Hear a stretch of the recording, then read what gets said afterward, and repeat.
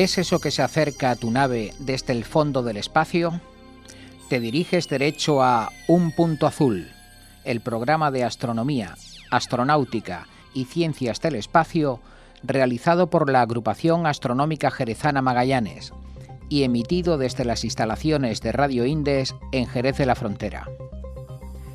Si eres un amante del cielo nocturno, este es tu programa. Si tienes un telescopio guardado en el desván, aquí aprenderás a usarlo. Si buscas con quién compartir tus inquietudes científicas, eres bienvenido. Enciende ya los retromotores y activa el escudo térmico, porque estás aterrizando en Un Punto Azul.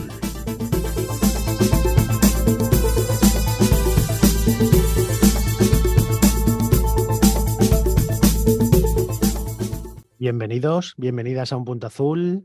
Un martes más, la Agrupación Astronómica Jerezana Magallanes, pues desde Radio Indes, aquí estamos. Hoy, nuestro programa ya 28 de la temporada 2022-2023, nada más y nada menos. 24 añitos y 28 programas más. Bienvenidos a todos y hoy tenemos que presentar. Inicialmente vuelve nuestro amigo Marcos. Muy buenas, ¿qué tal a todos y todas? Bueno, pues el enigma astronómico que nos traerás hoy nos tendrás que un poco ilustrar. Sí, pero no desvelarlo porque si no, como siempre, dejaría de ser un enigma. Bueno.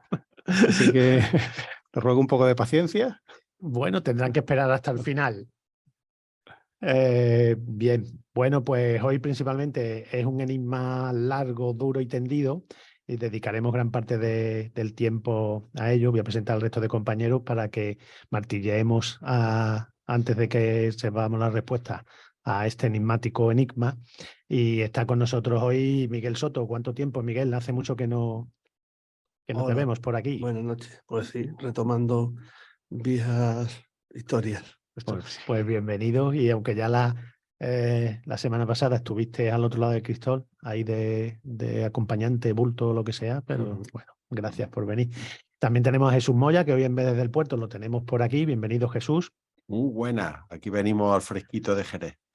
Don Manuel Jiménez del Barco, bienvenido. Bien hallado aquí y me echan la culpa del termostato. Pero ¿qué quiere que haga? Yo tampoco soy... Yo trato de contentar a todos, pero no puedo. 40 grados a partir del viernes, dicen. No sé si por Cádiz, por Sevilla, por toda esta zona, ¿no? A temperaturas anómalas, sí, para la fecha, porque ya mayo ya aquí hace calor, pero no tanta, vamos, no tanta. Bueno, se incorpora, para los que nos seguís por YouTube o por nuestra TV, Joaquín Barroso. Bienvenido, tarde bienvenido, pero...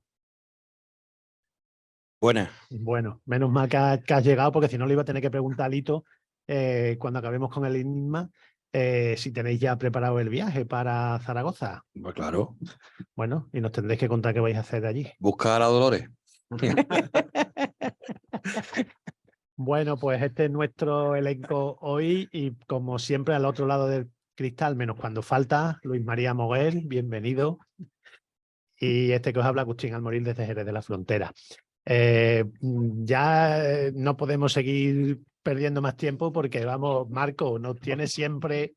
Pues nada, vamos allá con el enigma, ¿no? Hombre, claro, es lo que estamos esperando cada vez que venimos aquí, cuando vienes tú. Bueno, pues el enigma de hoy no voy a revelar todavía de qué trata. Vamos a ir descubriéndolo poco a poco según avancemos en su descubrimiento. Pero sí os puedo decir que arranca como aquella otra famosa historia hace mucho tiempo en una galaxia muy lejana. 4 puntos suspensivos. Pero no es aquella galaxia. Esta era otra galaxia. Concretamente era una galaxia activa. Y concretamente fue en el núcleo de la misma. En el núcleo de una galaxia activa. ¿Las hay también activas y pasivas? Bueno, las 6 activas y las hay menos activas. Como las voces. Pues las galaxias activas son una galaxia que se caracteriza por tener un núcleo, que por así sea, que por ese motivo recibe el nombre activo, y es que emiten una enorme cantidad de energía, de radiación, y que no procede de las estrellas. A diferencia de la nuestra, por ejemplo, que toda la energía que procede del núcleo, que aunque es muy brillante, o como la galaxia de Andrómeda, son núcleos brillantes, pero el brillo procede de las estrellas que están en su interior. En el caso de las galaxias activas, no. Hay otra cosa que es la fuente de esa intensa radiación. Pues ahí, justo ahí, nace nuestro protagonista, que es un pequeño núcleo atómico. Creí que ibas a decir Marco, ahí nació No. Marco. Pues este pequeño núcleo atómico, en el seno de ese núcleo tan intensamente energético, se aceleró.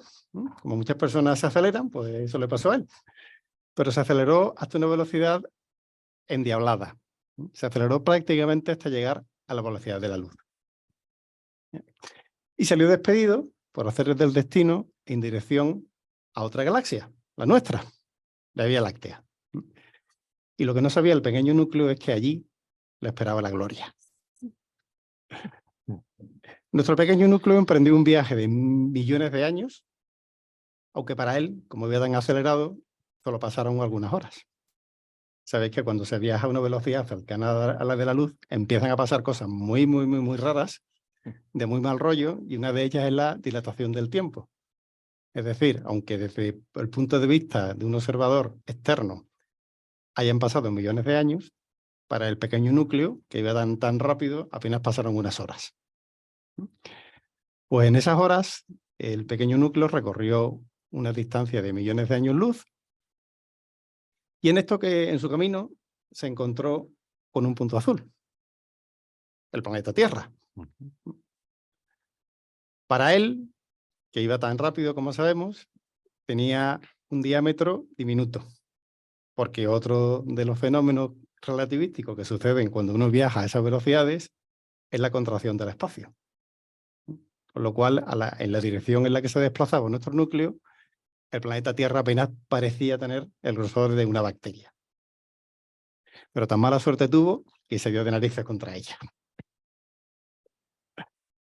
Y sí, nuestro pequeño núcleo murió. Falleció el 15 de octubre de 1991 en una colisión con un átomo de la alta atmósfera de la Tierra. Un átomo que probablemente sería de nitrógeno. Uno cualquiera. Uno cualquiera de los que andaba por ahí. Eso sí, al desaparecer, provocó una cascada de partículas subatómicas, unas chocando contra otras, y todas cayeron sobre el desierto de Utah. Produjo también una débil estela de fluorescencia de color azulado. Tal fue la energía que desprendió el pequeño núcleo al desintegrarse. Y esta cascada de partículas y estas débiles estelas fueron detectadas por un sistema de telescopios que estaba justo allí en el desierto de Utah, por azares del destino. Un sistema de espejos esféricos, llamado muy apropiadamente ojo de mosca, fly's eyes, porque como el ojo de una mosca estaba compuesto por multitud de pequeños ojos pequeñitos. Pues al verano siguiente, si esto fue en octubre, los datos que recogieron esos espejos fueron analizados, y los investigadores que los analizaron descubrieron algo que los dejó atónitos. Y era que ese pequeño núcleo atómico, llevaba tanta energía como 50 julios. Y eso que es mucho es poco. 50 julios, 50 Federicos, 25 José Antonios. Pues 50 julios es una energía equivalente a un ladrillo que te caiga sobre el pie. ¿Vale? Pues pensad lo que significa eso cuando eres una partícula subatómica. ¿Vale?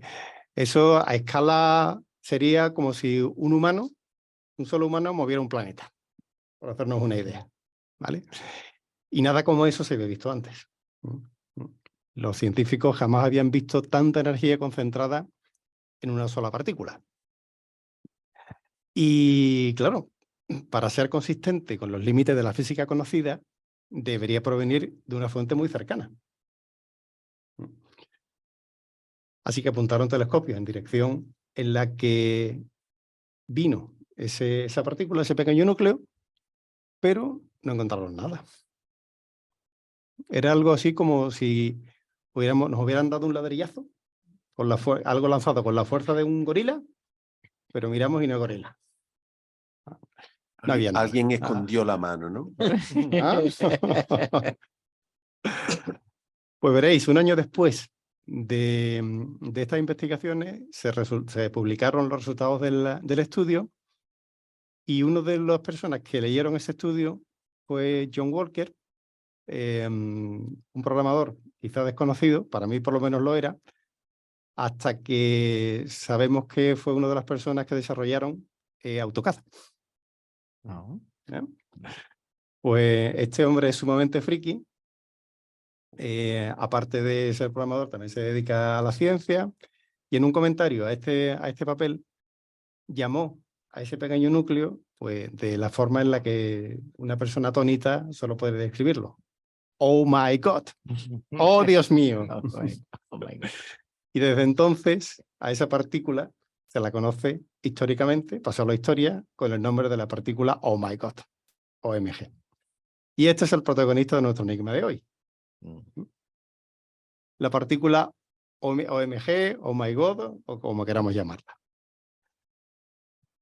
Bueno, ¿qué era este pequeño núcleo? Pues este pequeño núcleo era lo que se conoce como un rayo cósmico de energía extrema. No me digáis que la astronomía no tiene nombres maravillosamente evocadores. ¿Ah? Lo que se conoce por sus siglas en inglés como un EECR, Extreme Energy Cosmic Ray. Así que vamos a analizar etimológicamente, como a mí me gusta, ver qué es un rayo cósmico de alta energía. ¿Vale? Empecemos por lo que es un rayo.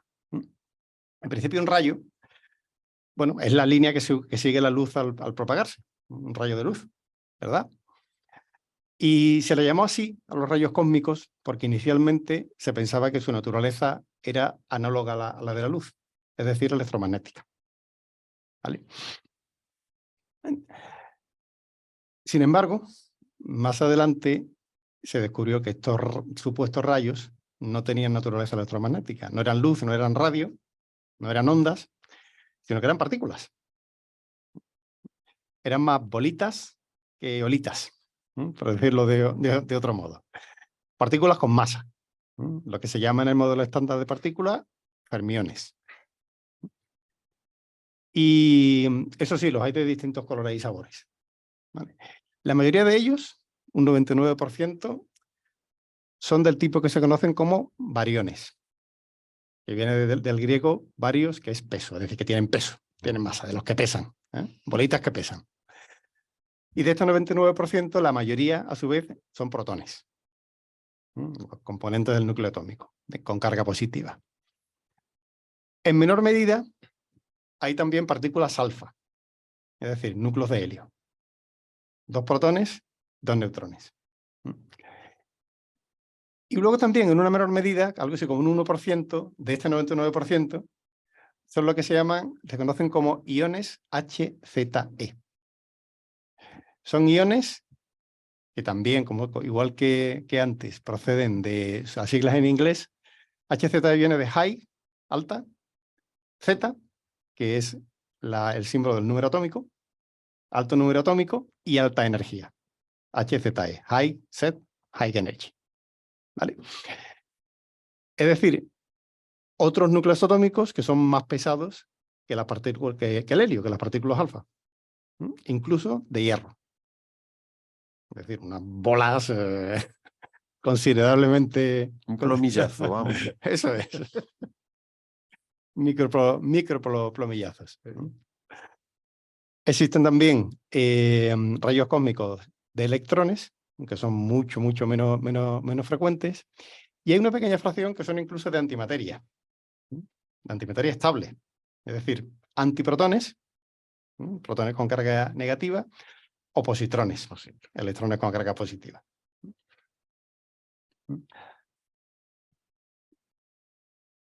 Como os decía, al ser partículas, no es muy apropiado llamarles rayos, ¿vale?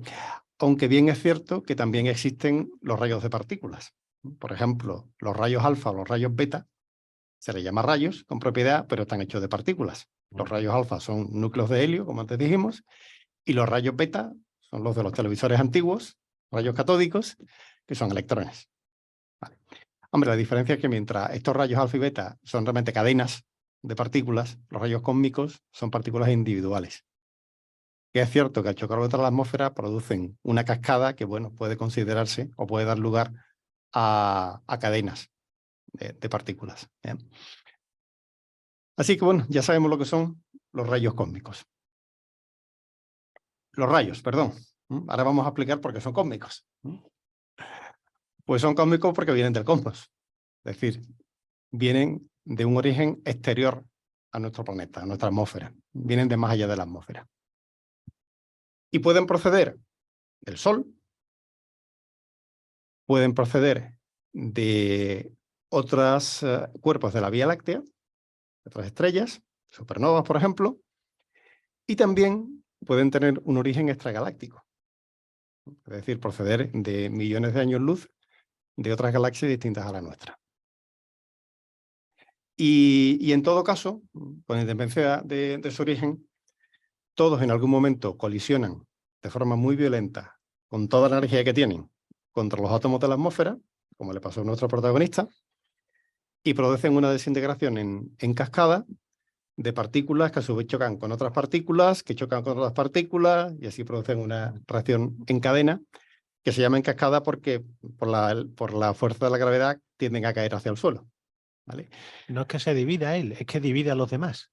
Efectivamente. ¿No? O sea, va Efectivamente, dividiendo sí. a todo lo que coge por medio. Va dividiendo, va desintegrando. En esa desintegración se van produciendo pues todo un zoológico de partículas. Piones, kaones, muones, muones. piones, mesones, neutrinos. Sí, ahí sale de todo. Efectivamente. Muchos de ellos son inestables, de forma que lo que llega al suelo... vuelve otra vez a desintegrarse en otras cosas. Por eso claro. se llama cascada, Eso porque es. aunque al principio aparecen unas cuantas, esas mismas son inestables y vuelven a descomponerse en 2 o en 3 y salen sus partículas y al final es un río, sale de una sola partícula, salen tropecientas. ¿Y tiene fin? Hasta que ya baja de energía lo suficiente con que excita los átomos normales y ya con ultravioleta, por ejemplo, porque hay radiación Cherenkov, que es cuando, o radiación de frenado, que se llama, que llega a una velocidad superior a la velocidad de la luz en el medio. Entonces, eso se llama, tiene un palabra en alemán, Beamstrahlung, que también... Sí, que es así, que lo vamos a hacer. Y me lo tuve que aprender. Creo que fue lo peor. De memoria, ¿no? De memoria, Bueno, Sabe hasta escribirlo.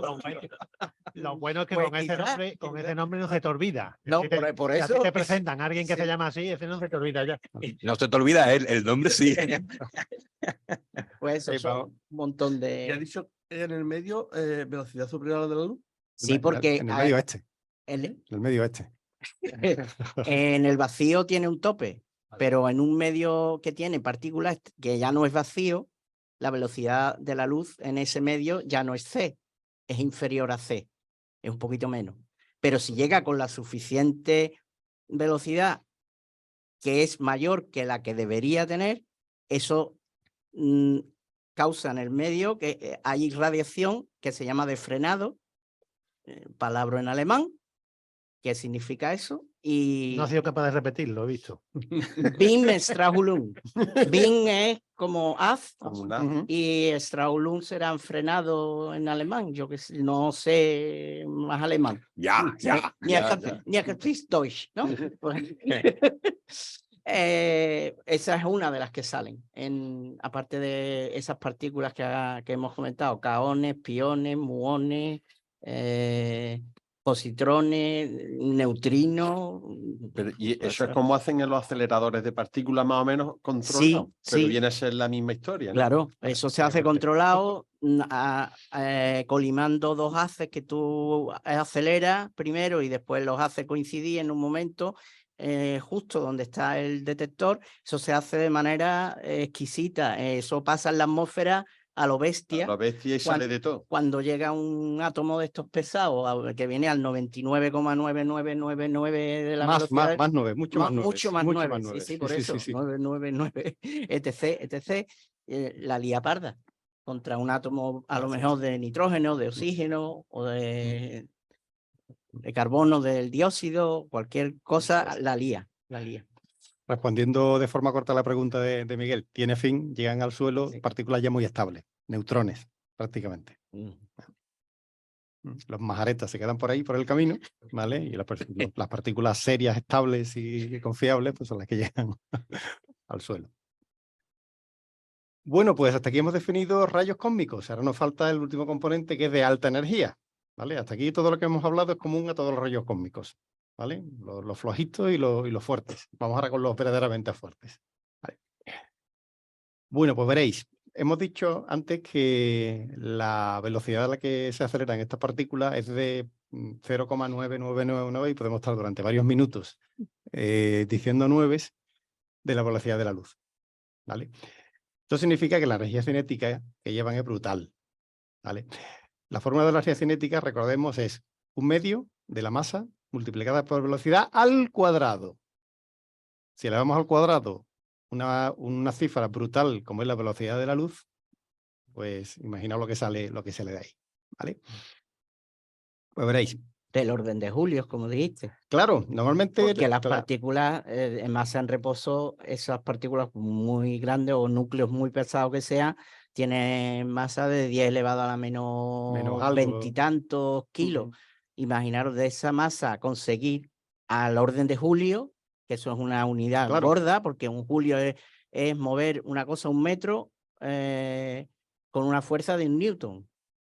Claro. Que es una cantidad que no tiene nada que ver con las partículas subatómicas, están a otra escala. Nosotros en los fenómenos macroscópicos del mundo ordinario los medimos en julios. ¿Vale? Las calorías de un bocadillo las medimos también en julios. ¿Vale? Al final es energía. ¿Vale? Para las partículas, tanto para su masa, que al final es energía, ¿vale?, como para la energía cinética, pues se miden electronvoltios. El electronvoltio es acelerar un electrón con una diferencia de potencial de 1 voltio, ¿vale? Eso es una mierda. Eso es nada, ¿vale? No sé cuántos órdenes de magnitud, pero muchísimos órdenes de magnitud por debajo de 1 julio, ¿vale? Por situarnos un poquito, los rayos cósmicos de media vienen a tener una energía cinética de 10 a la 8 electronvoltios, ¿vale? Quedaos con el 8. ¿Vale? 10 a la 8. Ese es el orden de magnitud en cuanto a número de ceros, ¿vale? 8 ceros, que son cientos de millones.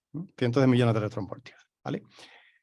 Pues bien, cuando aceleramos esas partículas a velocidades cercanas a la de la luz, podemos obtener energías como la de nuestro protagonista, como la de la partícula OMG, que están en la magnitud de 10 a la 20 electronvoltios. Es decir, pasamos de cientos de millones a cientos de quintillones de electronvoltios, que es lo que equivale a 50 julios. Sí, porque el cambio es el electronvoltio con el julio, si no recuerdo mal, 10 elevado a la menos 19. Pues ya ves. Pues en cuanto supera ya los 19 de más, ya tienes el orden unidades, de julio. Ya tienes unidades, efectivamente. Así es. Por hacernos otra idea, ya que hemos hablado también aquí de los aceleradores de partículas de escala humana, digamos, esto es 60 veces la máxima energía que puede alcanzar el más grande acelerador que existe en la Tierra, que es el LHC del CERN, en Ginebra. ¿Vale? Antes hemos dicho 50 julios, ¿vale?, que es la energía que lleva esta pequeña partícula. Es un ladrillo cayéndote en el pie. O la energía que lleva un segundo servicio medio de Rafa Nadal. Si, teniendo en cuenta que Rafa Nadal, el primer servicio lo saca de media 180 km/h, ha llegado a 200 y pico, pero de media 180, y el segundo, que ya se lo tomamos con más tranquilidad, 150, esos son 42 metros por segundo. aplicamos la fórmula, incluyendo la masa de una bola de tenis, que son unos 58 gramos, y nos salen los 50 julios. Me encanta, eso me encanta, me encanta. Cuando te lo ocurra, vamos. Poner las unidades con nombres tan raros, a pie de Nadal, de bote de Nadal y pelotas de tenis, me encanta. Bueno, antes os he dicho que lo normal era que estuvieran sobre 10 a la 8, ¿vale? En ese orden de magnitud. Partículas como esta, que están de 10 a la 20, son muy, muy poco frecuentes, como podéis imaginar. Y aquí os voy a hacer otra comparación. Sabéis que la lluvia la medimos en litros por metro cuadrado, normalmente en un día, ¿vale? Si un día caen 5 litros por metro cuadrado, bueno, es un chubasquito. Si caen 30 litros por metro cuadrado, es una tromba importante.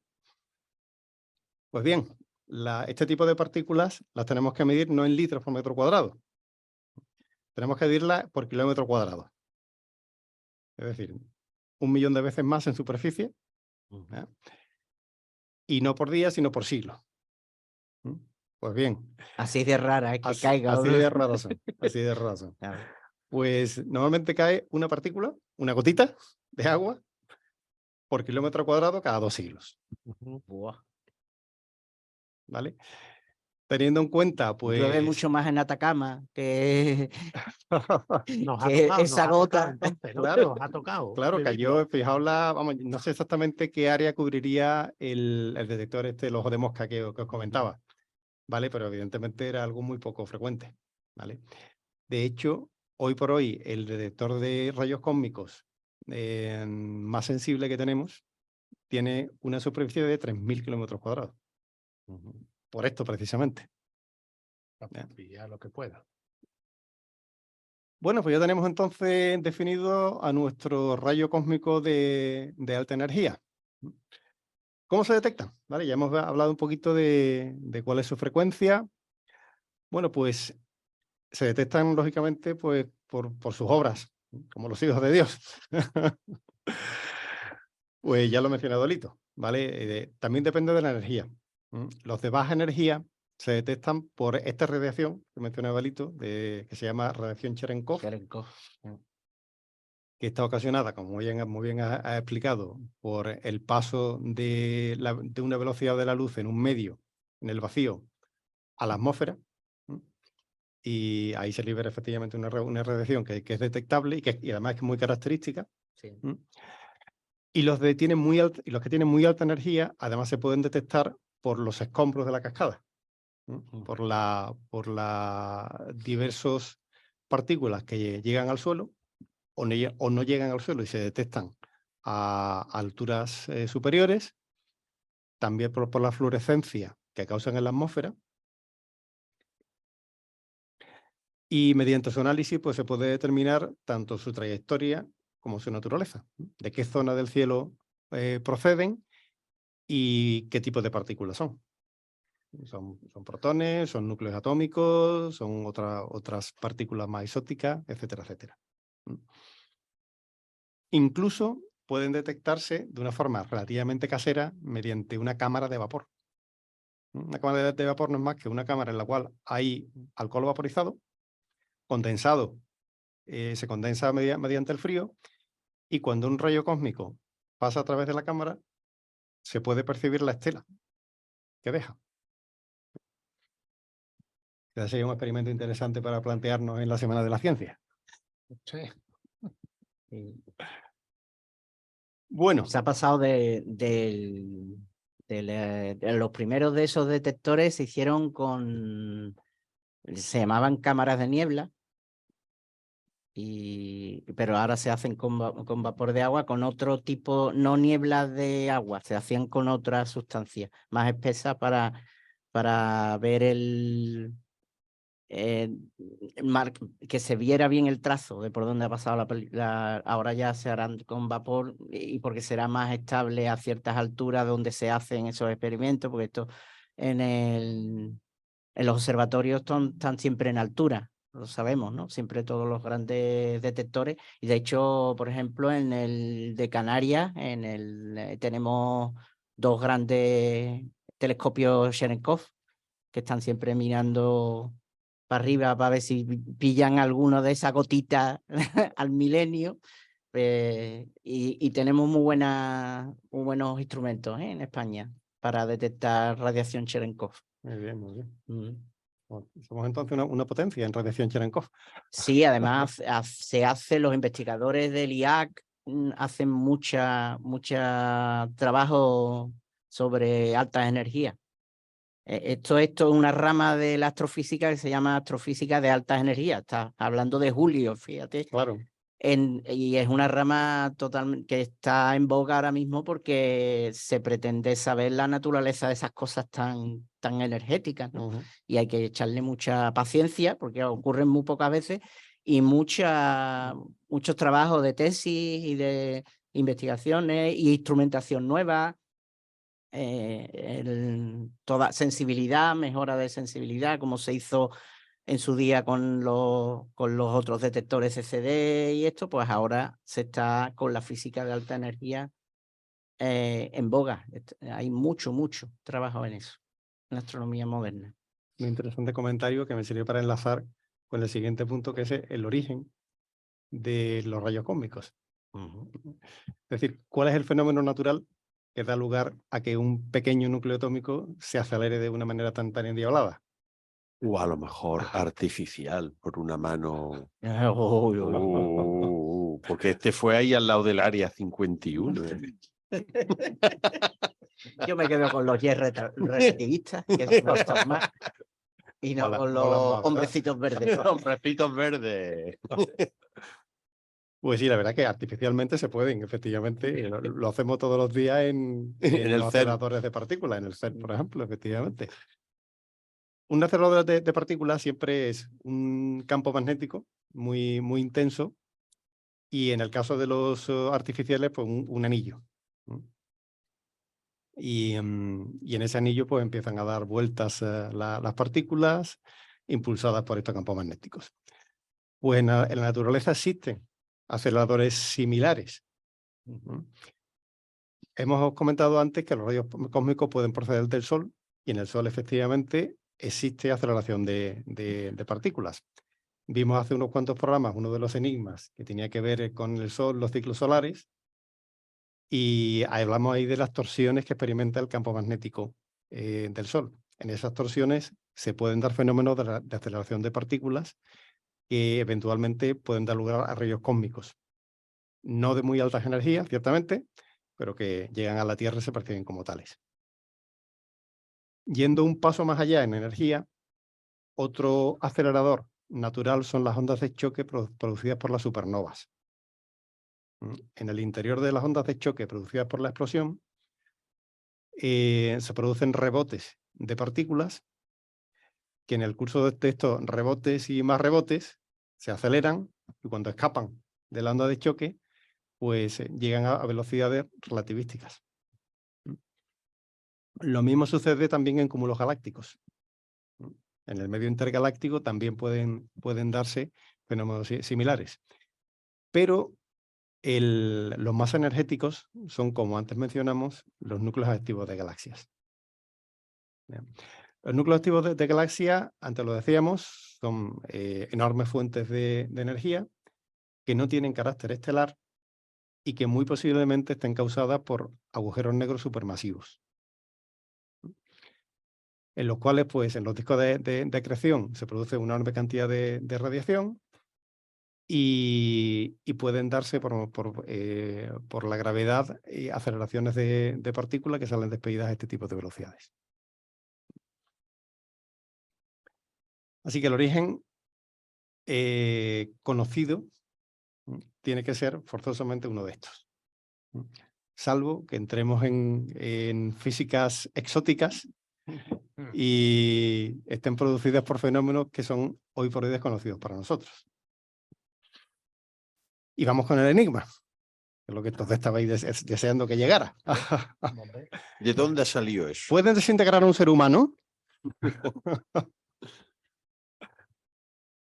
¿Es posible que un ser humano resulte carbonizado por un rayo cósmico? ¿O que te golpeen la cabeza? ¿Ah? ¿Puede ser? A ver, ¿qué os parece? Que nos dé un oh my god en la oreja izquierda. En superficie lo veo complicado. Claro. Arriba, si te pillan un avión a 20.000 metros, ya tienes más billetes de lotería. Pero aquí en superficie, ¿no? Claro, efectivamente. La Tierra nos protege, como de tantas otras amenazas del espacio Pues cósmico. bueno, en una nave que estuviera allá afuera, camino a la Luna, Sí. o en alguna, Claro. o incluso en alguna satélite que esté ahora mismo rotando, se lo puede En la propia cargar, ¿no? Estación Espacial Internacional O la- representan una amenaza conocida. Sí. Conocida y evaluada. Y una Ah. cosa a tener en cuenta en la futura misión a Marte es tener dentro de lo que vaya de esa nave un recinto especializado para protección de rayos cósmicos, porque se pueden detectar con suficiente antelación para advertir a la tripulación que se vaya todo el mundo a ese área restringida, que esté protegida, y cuando pase la tormenta o el rayito o la nube, entonces ya vuelve cada uno a sus quehaceres, pero está estipulado porque ya en medio interplanetario ya no hay protección. Eso es. Así que... Esto es para imaginárselo, ¿eh? Alerta de rayos cósmicos. Mec, mec, alerta de rayos cósmicos. Y todo el mundo en un sitio, todos apretujados, venga, ya pasó y todo. ¿Qué pasa, la verdad? Sí. Efectivamente. Pues sí, los rayos cósmicos,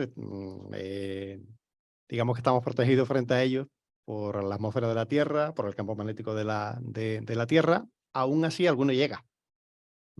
Lo que pasa es que llega no con la suficiente energía como para que nos dé un ladrillazo en el pie. Pero sí a lo mejor para estropear un disco duro o para inducir un cambio en un bit de una memoria, produciendo errores informáticos. Es decir, algunos de los errores informáticos, un Windows que no nos arranca, puede estar causado, y Joaquín se ríe. Eso ha sido una investigación de Microsoft. Fijo. Nosotros no fallamos. Es que ha venido un rayo cósmico. Llega al Juca y dice, esto como los seguros, yo a eso, Pero vamos, lo de Windows seguro que no. Porque ¿cuánto dice que era el periodo que venía? Que tiene mala suerte. Tu equipo tiene mala suerte y le cae un montón.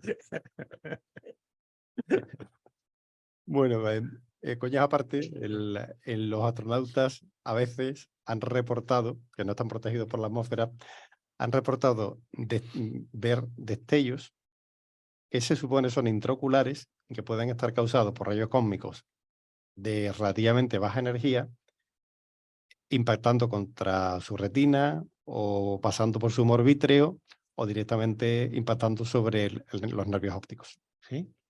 Así que, efectivamente... Unas cosquillitas, ¿no? Unas cosquillitas... Bueno, unas alucinaciones, más bien. Alucinaciones. Allí el Bosca no se maneja, ¿no?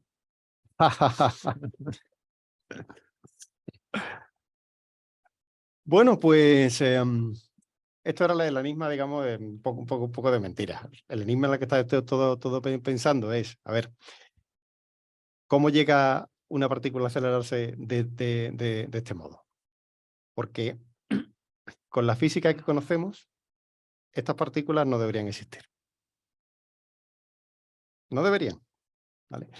Porque hay un límite que se llama el límite GZK, llamado así por los señores Greisen, Zatsepin y Kutzmin. Son las iniciales de estos tres físicos que de forma independiente, y esto es muy curioso, establecieron que la energía de los rayos cósmicos tiene un límite teórico derivado del efecto de frenado causado por la integración de estas partículas con la radiación cósmica de fondo, de microondas. A ver, recordemos. Sí, sí. Petardazo del Big Bang. El destello del Big Bang, cuando el universo se hizo visible, es decir, unos 300.000 años después del Big Bang, es aún visible y está muy desplazado hacia el rojo. Es un evento que pasó hace 13.700 millones de años. en el tiempo y por tanto muy lejano en el espacio. Hoy nos llega como una radiación de microondas.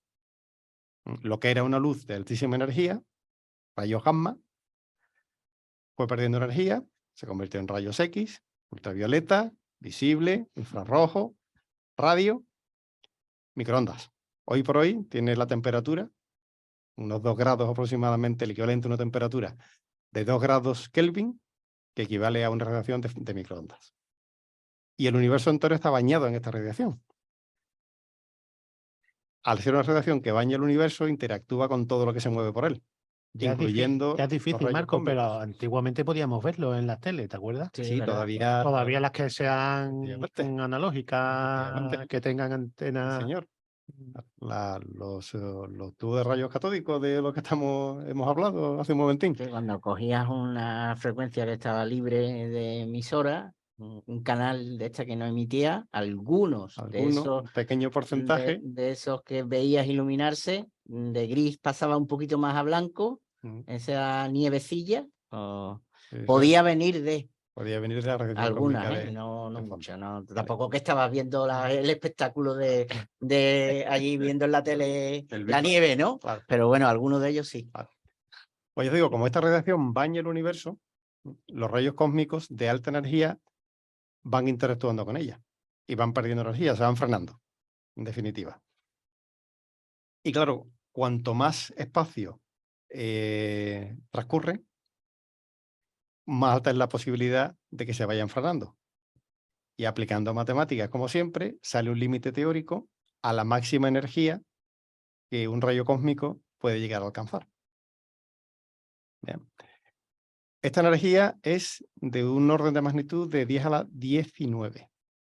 Es decir, un orden de magnitud por debajo de la partícula OMG.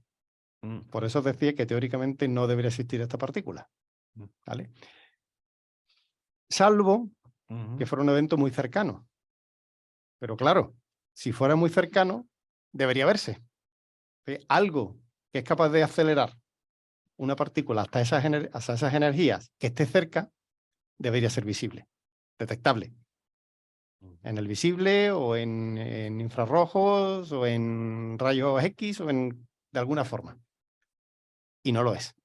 Cuando se ha apuntado telescopio en la dirección de estos rayos cósmicos de altas energías, no vemos nada. El gorila no está. A ver si va a ser negro o va a ser un gorila negro y entonces no se ve en la oscuridad. A mí vamos, así a vuela pluma, tendría que leer bibliografía, pero hace poco se ha descubierto que la radiación de fondo de microondas no es homogénea. Hay anisotropía. Anisotropía. Si una fuente de rayos cósmicos pasara por una zona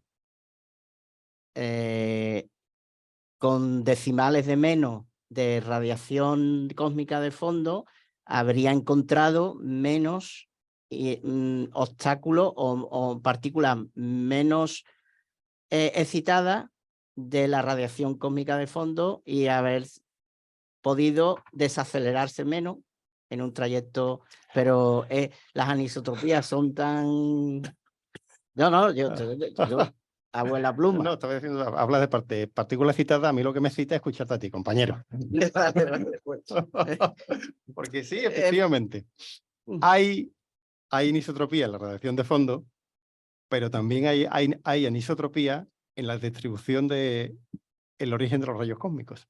Es decir, no proceden por igual de forma homogénea de todas partes del cielo. Concretamente, el 27% de los rayos cósmicos de alta energía proceden de una zona que es el 6% del cielo. ¡Ostras! ¿Vale? Y esa zona está en la Osa Mayor.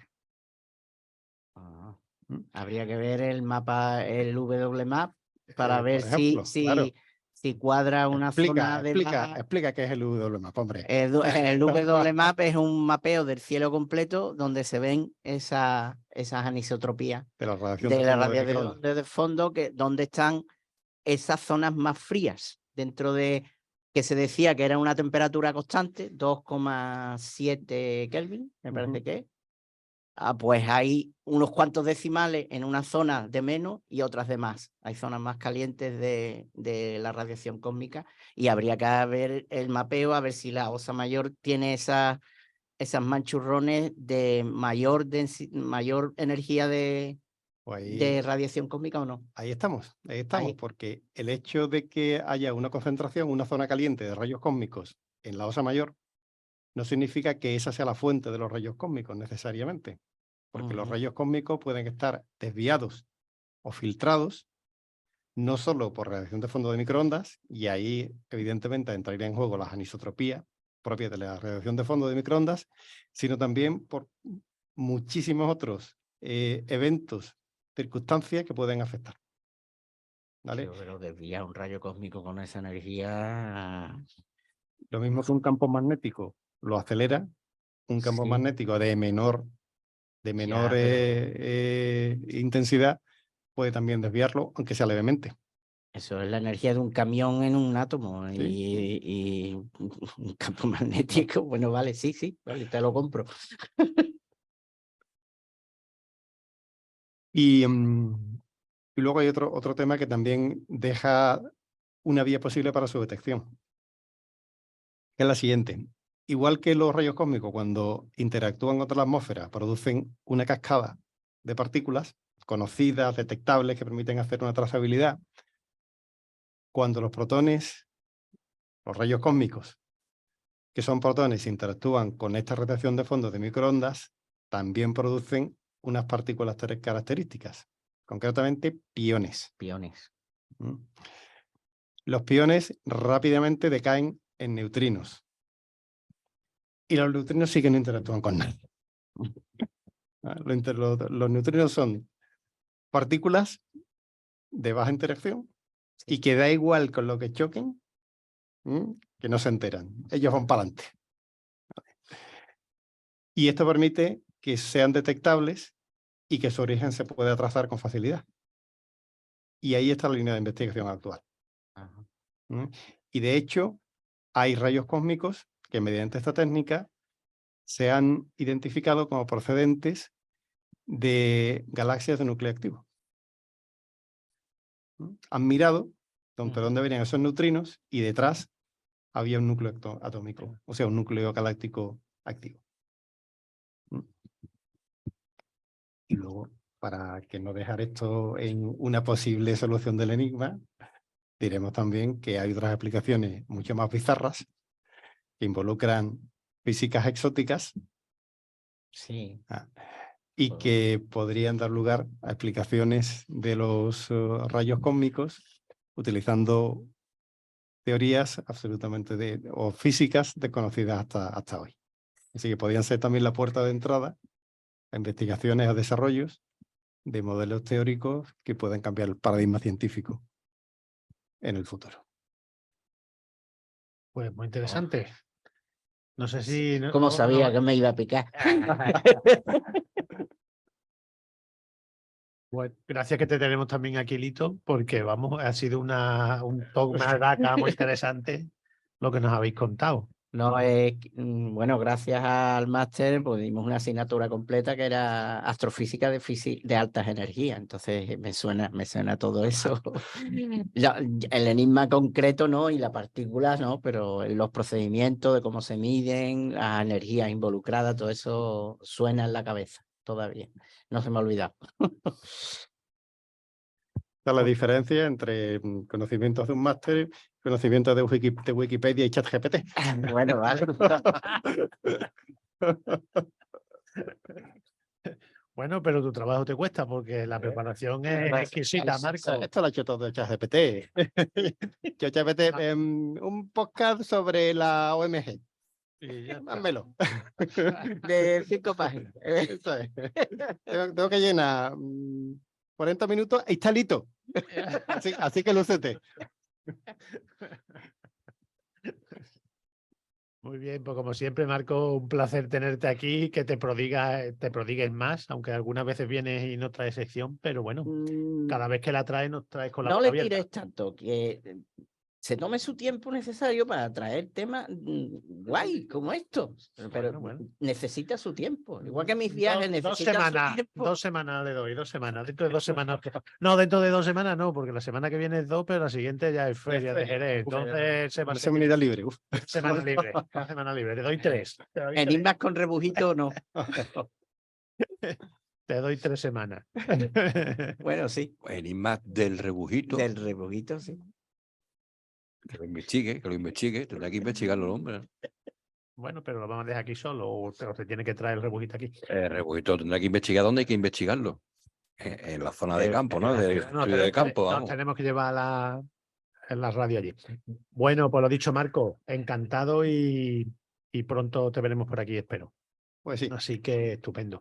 Y vamos a finalizar el programa porque ya nos queda poquito, pero bueno, de ese super viaje que va a hacer la agrupación, bueno, algunos representantes de la agrupación, a Zaragoza. Por cierto, tengo que pasar la derrama correspondiente para que cobrar las dietas por el desplazamiento a Zaragoza. Va a ser que no.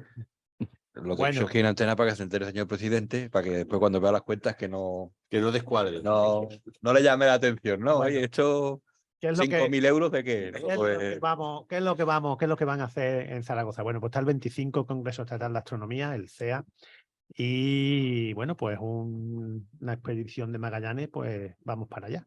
Tenéis ya, supongo que, transporte para la zona. Sí. Perfecto. Pues Tenemos entonces, bicicletas preparadas.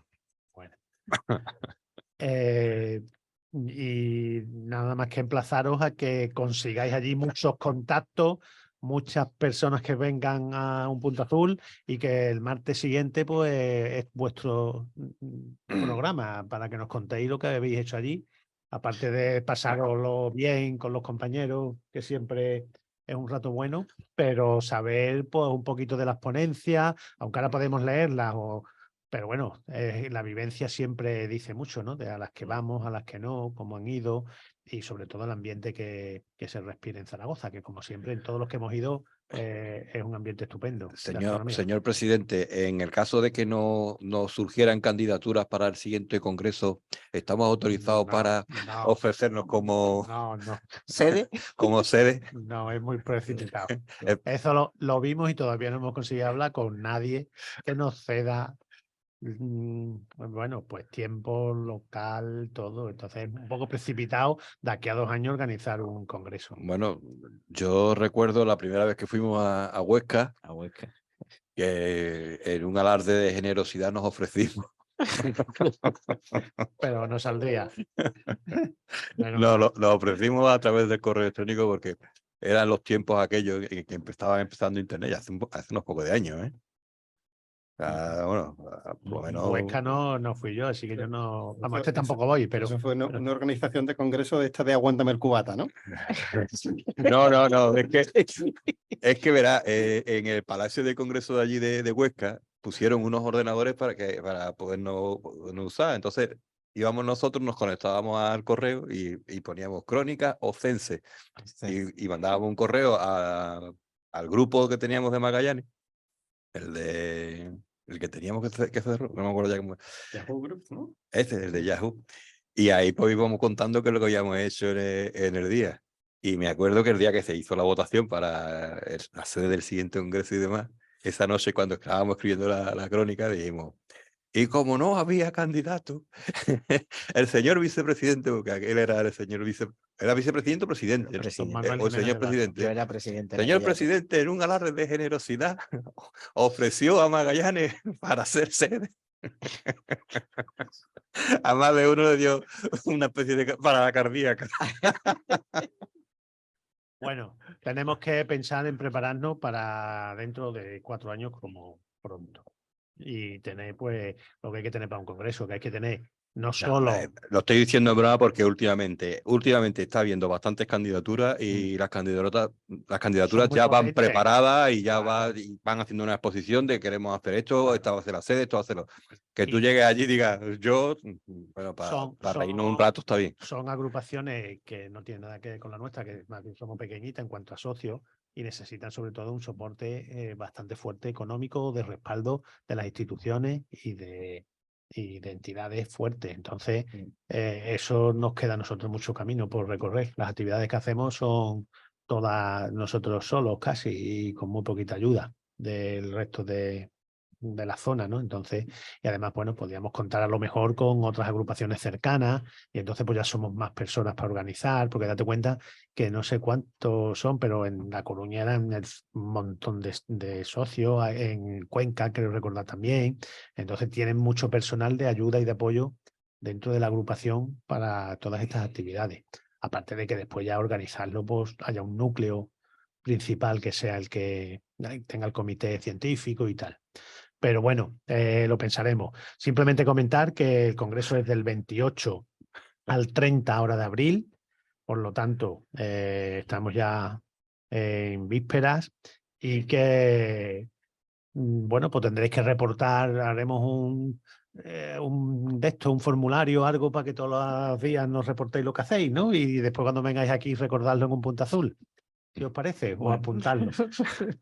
No sé si, porque yo, aparte de la curiosidad, vamos, las ganas de congreso, después de los parones estos y sobre todo una cosa que me volqué a apuntarme es que no conozco esa zona. Entonces, si aparte, encima, quiero hacer algo de turismo normal y corriente, no turismo astronómico, pues no nos ponga tarea de... La tarea está puesta. La Ahora, tarea está el que la haga se lleva nota y el que no. Puede ser que suspendamos. Bueno, pues vamos a acabar el programa y esperamos que, bueno, por lo menos el martes 2, que es el próximo martes de programa, nos contéis por lo menos la vivencia que habéis tenido y si es posible algo más. Okay. Antes de terminar, recordar algunos eventos. ¿Sabéis qué pasó tal día como hoy hace 6 años? No. Pues que la misión espacial Cassini-Huygens, en su etapa final, se adentró en los anillos de Saturno, ¿vale? Eso es, digamos, lo mejor de las efemérides. Porque en el año 86, ¿recordáis una central nuclear que reventó? Chernóbil. Claro. Pues también fue tal día como hoy. Y luego ya tengo... Por eso lleva usted hoy una camiseta de la Unión Soviética. Por supuesto. Y ya, bueno, ya he hecho... Tengo otras fechas, 54, 68 y 73, que son explosiones de bombas nucleares americanas en prueba. Pero bueno. Eso es poca cosa. Cosa, tú sabes. Bueno, aunque el próximo martes lo recordaremos, en principio tenemos previsto, si es posible, el día 5 de mayo, pues tendremos nuestro cielo de mayo. Así que en espacio abierto. En principio tenemos aquí haber lanzado alguna pullita para que alguien recoja el guante. Así que nos vemos el 5 de mayo y nos vemos el 2. Hasta el próximo martes. Adiós. Adiós.